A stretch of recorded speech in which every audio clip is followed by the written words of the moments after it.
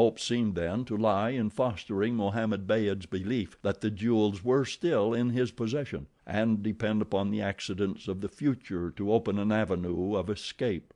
Could he contrive to tent with the Arab upon the march north, he might find opportunity in plenty to remove this menace to his life and liberty.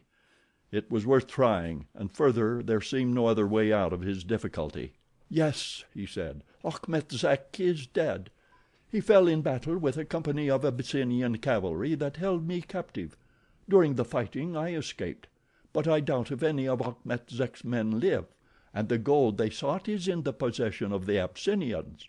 Even now they are doubtless marching on this camp, for they were sent by Menelek to punish Achmet Zek and his followers for a raid upon an Abyssinian village. There are many of them, and if we do not make haste to escape, we shall all suffer the same fate as Achmet Zek." Mohammed Beyd listened in silence. How much of the unbeliever's story he might safely believe he did not know, but as it afforded him an excuse for deserting the village and making for the north, he was not inclined to cross-question the Belgian too minutely. "And if I ride north with you," he asked, "half the jewels and half the ransom of the woman shall be mine?" "Yes," replied Werper. "Good," said Mohammed Beyd. "I go now to give the order for the breaking of camp early on the morrow," and he rose to leave the tent. Werper laid a detaining hand upon his arm. "Wait," he said. "Let us determine how many shall accompany us. It is not well that we be burdened by the women and children, for then indeed we might be overtaken by the Abyssinians. It would be far better to select a small guard of your bravest men and leave word behind that we are riding west. Then when the Abyssinians come they will put upon the wrong trail should they have it in their hearts to pursue us, and if they do not, they will at least ride north with less rapidity than as though they thought that we were ahead of them." "The serpent is less wise than thou, Werper," said Mohammed Beyd with a smile. "It shall be done as you say. 20 men shall accompany us, and we shall ride west when we leave the village." "Good," cried the Belgian, and so it was arranged. Early the next morning Jane Clayton, after an almost sleepless night, was aroused by the sound of voices outside her prison, and a moment later M'Fakul and 2 Arabs entered. The latter unbound her ankles and lifted her to her feet. Then her wrists were loosed, she was given a handful of dry bread, and led out into the faint light of dawn. She looked questioningly at Fakul, and at a moment that the Arab's attention was attracted in another direction, the man leaned toward her and whispered that all was working out as he had planned. Thus assured, the young woman felt a renewal of the hope which the long and miserable night of bondage had almost expunged. Shortly after she was lifted to the back of a horse, and surrounded by Arabs, was escorted through the gateway of the village and off into the jungle toward the west. Half an hour later the party turned north, and northerly was their direction for the balance of the march. M'Fakul spoke with her but seldom, and she understood that in carrying out his deception he must maintain the semblance of her captor rather than protector, and so she suspected nothing though she saw the friendly relations which seemed to exist between the European and the Arab leader of the band. If Werper succeeded in keeping himself from conversation with the young woman, he failed signally to expel her from his thoughts. 100 times a day he found his eyes wandering in her direction and feasting themselves upon her charms of face and figure. Each hour his infatuation for her grew, until his desire to possess her gained almost the proportions of madness. If either the girl or Mohammed Beyd could have guessed what passed in the mind of the man which each thought a friend and ally, the apparent harmony of the little company would have been rudely disturbed.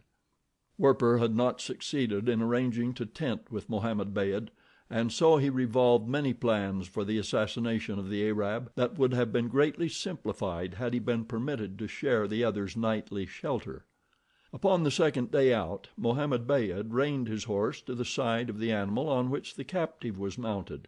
It was, apparently, the first notice which the Arab had taken of the girl, but many times during these 2 days had his cunning eyes peered greedily from beneath the hood of his burnous to gloat upon the beauties of the prisoner. Nor was this hidden infatuation of any recent origin.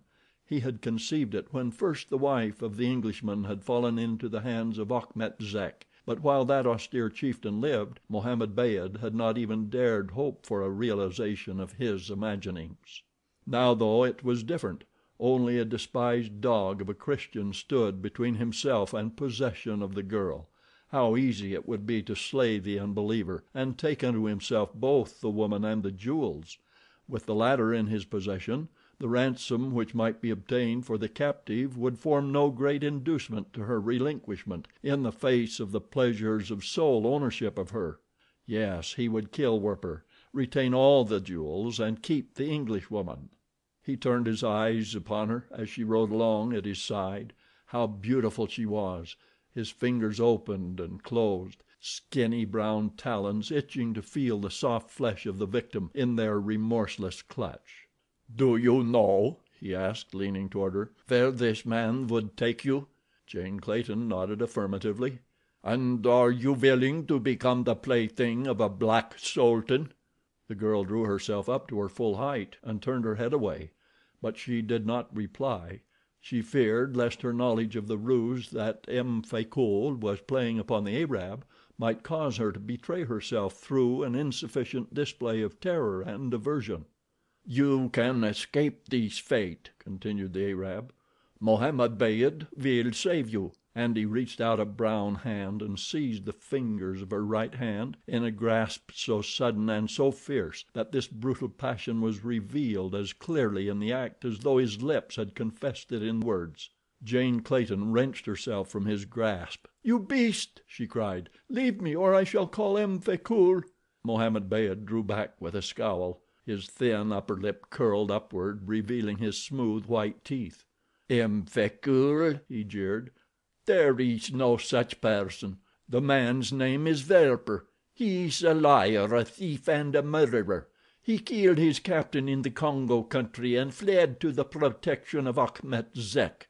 He led Achmet Zek to the plunder of your home.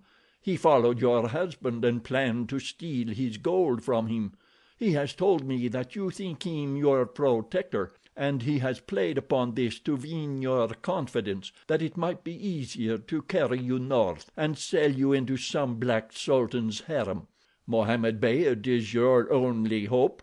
And with this assertion to provide the captive with food for thought, the Arab spurred forward toward the head of the column. Jane Clayton could not know how much of Mohammed Beyd's indictment might be true, or how much false, but at least it had the effect of dampening her hopes and causing her to review with suspicion every past act of the man upon whom she had been looking as her sole protector in the midst of a world of enemies and dangers. On the march a separate tent had been provided for the captive, and at night it was pitched between those of Mohammed Beyd and Werper. A sentry was posted at the front and another at the back, and with these precautions it had not been thought necessary to confine the prisoner to bonds. The evening following her interview with Mohammed Beyd, Jane Clayton sat for some time at the opening of her tent, watching the rough activities of the camp. She had eaten the meal that had been brought her by Mohammed Beyd's Negro slave, a meal of cassava cakes and a nondescript stew in which a new killed monkey, a couple of squirrels, and the remains of a zebra, slain the previous day, were impartially and unsavorily combined. But the one-time Baltimore belle had long since submerged in the stern battle for existence an aestheticism which formerly revolted at much slighter provocation. As the girl's eyes wandered across the trampled jungle clearing, already squalid from the presence of man, she no longer apprehended either the nearer objects of the foreground, the uncouth men laughing or quarreling among themselves, or the jungle beyond, which circumscribed the extreme range of her material vision. Her gaze passed through all these, unseeing, to center itself upon a distant bungalow and scenes of happy security which brought to her eyes tears of mingled joy and sorrow.